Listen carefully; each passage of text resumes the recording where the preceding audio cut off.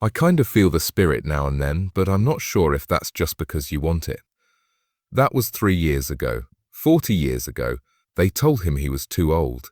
Clint Eastwood is still making movies at age 94, and he's seeing a woman half his age. The crazy things he does in the morning begin at 5 a.m. That would kill most people in their 30s. The man owns his own plane, doesn't like birthday parties, and just bought a new multi-million-dollar home because it looked nice. This 94-year-old Hollywood cowboy is not only living, but his life is so crazy that even his own kids can't believe it. You're not really that heavy. You are welcome to visit my office whenever you want. Clint Eastwood wasn't meant to become famous. In fact, his early life was full of things that showed the opposite. People think he was born poor, but he wasn't. He was born on May 31, 1930, and was over 11 pounds. The nurses called him Samson because he was so big. He had a good life with his family in a nice area of Piedmont, California. They had 2 cars, a pool, and a membership to a country club. His mom knew that their family tree went all the way back to the Mayflower. There were some good things in Clint's life, but they didn't make his road easy. He later made up a rough and tumble blue-collar character that wasn't really him. It was a part of the picture he built to stay alive in Hollywood. When I was a kid, school was hard. He failed junior high and had to take a class over. Teachers at Oakland Technical High School thought he was unique, most of all on stage, and Clint didn't listen to their advice. It was too much for him to handle to chase cars and girls. His school papers showed that he liked fixing engines more than doing his work. Some of his friends thought he had never really finished. What he did, though, showed that he was an artist. He was very good at playing the piano. He worked out so much that his fingers hurt, learning hard parts that most teens wouldn't deal with. He would use that same focus to write music for his own movies one day. Clint didn't start acting right away after high school. He did some pretty crazy jobs. He used to tame wild logs in Oregon, which was dangerous work where one mistake could mean death. After that, he was sent to the army. While he was at Fort Ord, he worked as a lifeguard and a DJ to make extra money. He even stopped a knife fight one night, but 1951 was when things really changed. He was in a Navy plane that crashed close to Point Reyes. It wasn't over after the crash. He had to swim more than 2 miles through shark-filled cold water. In the end, he named it Stark Terror. That event made him think about it. After many years, he used that exact moment to make the cold water escape scene in Escape from Alcatraz feel real. His playing career didn't get off to a great start. It was 1955, and he got a small part in the low-budget monster movie, Revenge of the Creature. He played a worried lab tech named Jennings, and the most important thing he did was lose a rat. The director didn't hide the fact that he didn't like the scene. Clint only had to say 28 lines, but it took him 15 tries to get it right. He was paid $75 a week, and Universal almost took out the whole scene. That awkward guy struggling with a lab coat would become one of the biggest stars in movie history. No one on set knew that. Every time they try to raise taxes, I'm ready to veto them, no matter how good their intentions are or how big their dreams are. They might even think about sending up, though, and I only have one thing to say about the tax hikes. Make my day, go ahead. Universal Pictures fired him after only 18 months in the mid-1950s. They didn't think he was good enough for the movie. The reasons were so silly they were funny. His Adam's apple was too big, he spoke too slowly, and he wouldn't fix his chipped tooth. Burt Reynolds was also fired around the same time. Reynolds made a joke. "You're really screwed because I can learn to act," as they stood in the Universal lot. The Adam's apple is too important to lose. After many years, Eastwood would go back to that studio, but this time he would be a big star making $1 million a week. The place that threw him out had to now accept him as a main man. Then something happened that made everything different. Robert Sparks, a senior at CBS, saw Clint one day in the studio cafeteria while he was talking to an NBC story editor. Sparks saw how tall and handsome he was. After that quick look, there was a meeting, then a screen test, and finally a lead part in the Western show Rawhide. You were just lucky to be in the right place and look in the right direction at the right time. The man who had been turned down because of his looks and laid-back attitude was now being praised for those very traits. People in the business called him a rising star, and his picture was in TV Guide. A lot of people watch him every week because of the same rough language and slow speech that got him fired. But Eastwood didn't like the person at all. He agreed that Rowdy was too young, but he didn't say anything. He became famous across the country very quickly after what began as a side job. The show made it into the top 20 in TV ratings just 3 weeks after it aired, but it was hard work behind the scenes. It's hot in Arizona 6 days a week, and the hours are long. With the end of the show, his pay went from $750 per episode to an unbelievable $119,000 per episode. Some people still thought he was lazy. They would plan their day around the fact that he would be late. One person even said that he never put Clint in the first scene because he was always 30 minutes late.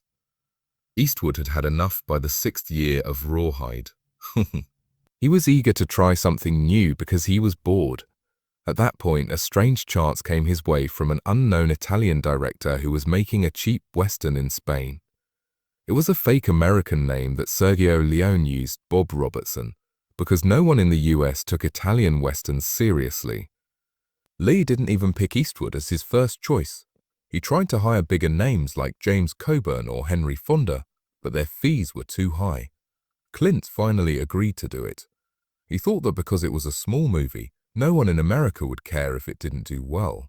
He flew to Spain anyway, even though Italy wasn't his language and Lion didn't speak English. To make it work, they used hand signals, translators, and a lot of guesswork. Being famous all over the world thanks to the movie A Fistful of Dollars, this man was great in more ways than one. Eastwood made up the whole look of his character. There wasn't a big studio dressing team that made the outfit. He put it together using things he had lying around. He bought a pair of black levies and cleaned and roughed them up. He also bought a hat at a thrift store and used boots and belts from Rawhide again. He bought everything from the Small Smokes and Poncho to different shops he came across along the way. The man with no name was made to have a certain look. Eastwood told him to keep quiet and let his body language speak for itself. The person seemed stronger and more strange in that silence. People just saw him as the quiet gunman, even though his name changed from movie to movie. Joe Manco Blondie, Joe Manco Blondie. The company advertised them as a trilogy, and that's how people saw them. When these movies finally came out in the US, reviewers didn't like them at all. They also made a lot of noise about it. Some people called the first one Cheap Jack. Someone else said the second one was dopey. One review in the New York Times called The Good, The Bad, and The Ugly a terrible mess. Time magazine didn't like Eastwood's acting and said he looked like a block of wood. But the people in the room had the last word. The trilogy made more than $84 million around the world, even though it only cost about $2 million to make. The Good, The Bad, and The Ugly was the only movie that made more than $44 million and almost $39 million. A lot of movies like these so-called spaghetti westerns came out after they did. The critics changed their minds in the end, but not before Eastwood had already done so. Clint Eastwood did more than just become famous in Hollywood. He forced himself to be that person and never let go. When he played Detective Harry Callahan in Dirty Harry in 1971, it was a big step on his way to becoming a star. But he was never meant to play that part, believe it or not. Frank Sinatra was the first person to be offered it. He worked on it for months before giving up. Paul Newman did not run because he did not agree with the political views. It wasn't just turned down, though. He sent the script straight to Eastwood and said it might work. Some others also quit. John Wayne didn't want Sinatra's rubbish. Robert Mitchum believed it was rubbish. He turned it down because he had already played a cop in Bullet. Stars from Hollywood slowly moved back, and Eastwood took the lead. He hired his own director and production business, which was a risk. That movie didn't just hit, it went off. Eastwood then did something that no one saw coming. He worked on the sitcom Every Which Way But Loose in 1978. It was about a truck driver who fights on the street and his pet orangutan named Clyde. Everyone thought it would hurt his job. This was Dirty Harry's tough guy. He was now taking care of a monkey. There was no care for Eastwood. He thought it was true. Critics didn't like the movie, but people who saw it loved it. It made him the most money, over $100 million this year. It's even stranger that the movie made an extra $70 million. In today's money, they made almost $1 billion between them. But there was a dark twist behind all the laughs. The orangutan Clyde is said to have been killed by his master after he stole donuts from the set. A terrible end to one of the strangest success stories in Hollywood. Eastwood had done things like that before. In 1975, he was making the movie The Eiger Sanction, which was about dangerous mountain climbing. As they shot on the north face of the Eiger Mountains, falling rocks killed a climber on the crew. Eastwood, who played the lead role and directed the movie, almost stopped it. Instead, he did something that shocked everyone. He would do all the scary things himself. He filmed while hanging from ledges and climbing up hills without the safety gear we'd expect today. He put his life at risk for the movie when he was 44 years old. It wasn't even his first close call with death. He had survived a plane crash into shark-infested water when he was in the army. Afterward, he said that he most likely would have died of fear if he had known about the sharks. Eastwood didn't try for the wrong parts because he was sure of himself. He was asked to play Superman in the late 1970s. "Oh, that is Superman." He turned it down right away. He said, "That's not for me." The same goes for James Bond. He would have been the first American to play Seven if he had agreed. He knew better, though. He knew what his brand was. Eastwood wasn't the guy who wore pants or a dress. He was the one with the gun and the squint. He was more than just a main man by the end of the decade. He was also a force behind the camera. He had full control over his works because he owned his own production company, the Malpaso Company. He didn't just pick his parts. He was making them from the very beginning. He changed the writing if it didn't feel right. His push was stronger if the company hesitated. People made fun of him for being in a comedy with a monkey, but he made it work and made a lot of money.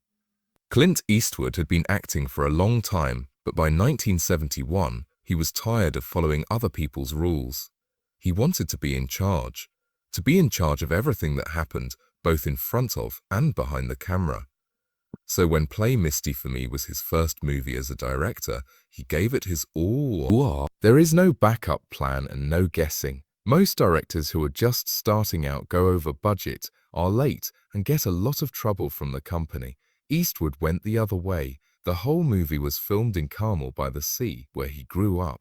Using real places instead of fake ones, like a nearby radio station and restaurant. He finished the movie early and $50,000 less than planned. He had control over everything, even the music. He bought the rights to Roberta's The First Time Ever I Saw Your Face for only $2,000.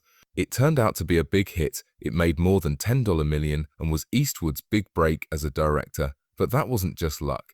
They had a plan. Eastwood was already ahead of the curve in 1967. He and his assistant started Malpaso Productions because they were sick of the strict rules in Hollywood. It wasn't just a business. It had a purpose. It means bad step in Spanish.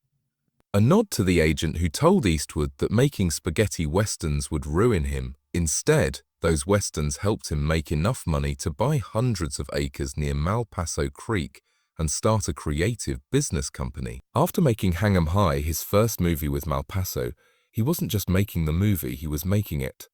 For the first weekend, it broke all kinds of records in 1968. Clint Eastwood was no longer the TV guy from Rawhide. He really was a force. But Eastwood's work on set was what really made him stand out. Other directors would work on a scene for days, but Eastwood was known for getting it right in just 1 or 2 takes. There won't be any shouting or chaos, just quiet concentration. He thought that the first take was often the most real and living. Actors quickly learned that they might not get another chance if they weren't ready. Jeff Daniels once said, "Be ready because there is only 1 take." Matt Damon, he had to beg for another one. It did work though. Eastwood used this method to help stars like Hilary Swank and Gene Hackman give performances that won Oscars. By the early 1990s, Clint Eastwood was a film superstar. What happened next though put him in a whole new league. The first draft was a western called The Cut Whore Killings. Not really something that companies were eager to get. Fran Ford Coppola tried to make it in the 1980s, but he still couldn't. But Eastwood thought it had something to it. It bought the rights and then did nothing. He really wanted to grow into the part for years. It could not have been a better time for him to finally shoot it as Unforgiven when he was 62 years old. The movie was a huge hit, making $159 million on a small budget and getting a lot of awards. It wasn't just another show, it was one last sign of respect. He also made sure to thank Sergio Leone and Don Siegel, two of his old teachers, in the titles. The gunslinger was now a real movie director. After a little more than 10 years, he took another risk. One movie that companies were afraid of was $1 Million Baby. It was about assisted suicide, which is a deep and dangerous topic. Eastwood went through with it. Warner Brothers probably didn't give it much of a press at first because they thought it would fail. But the movie got through, making more than $216 million. When it won so many Oscars, Eastwood was no longer just a recognized director. He couldn't be stopped. That showed he could deal with tough topics and still make people feel something.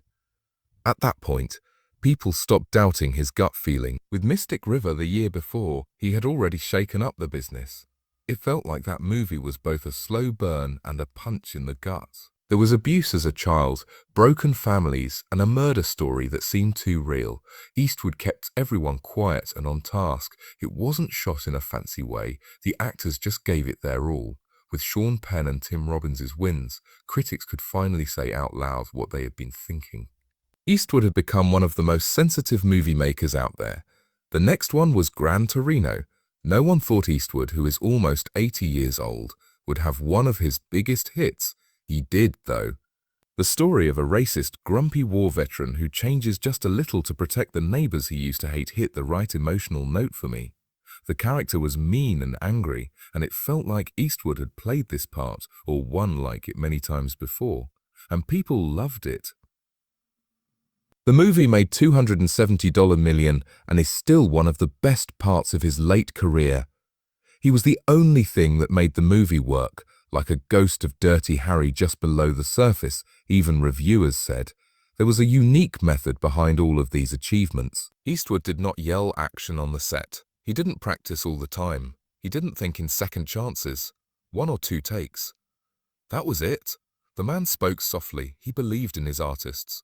It worked most of the time. Eastwood used to treat his players like horses because yelling on a Western set back in the day could scare them, as Tom Hanks joked. He became known for that quiet power. Sets were quiet. It was very shaky. However, the outcomes were clear. Clint Eastwood's life has always been in the public eye, but he kept some parts of it very secret, so secret that not even he knew they existed.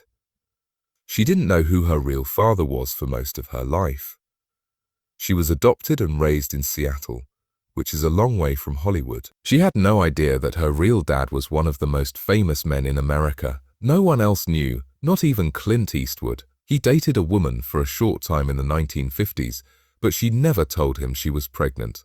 Laurie looked for her roots years later and found something no one saw coming. Because Clint was in his 60s at the time, he was quiet and friendly when she reached out to him. While it was going on, it turned into a bond. They became friends through golf and spent holidays together. Over time, she became a part of the Eastwood family, but no one knew until 2018 when she proudly said her name was Laurie Eastwood at the opening of The Mule. That was it. A secret from 64 years ago came out into the open.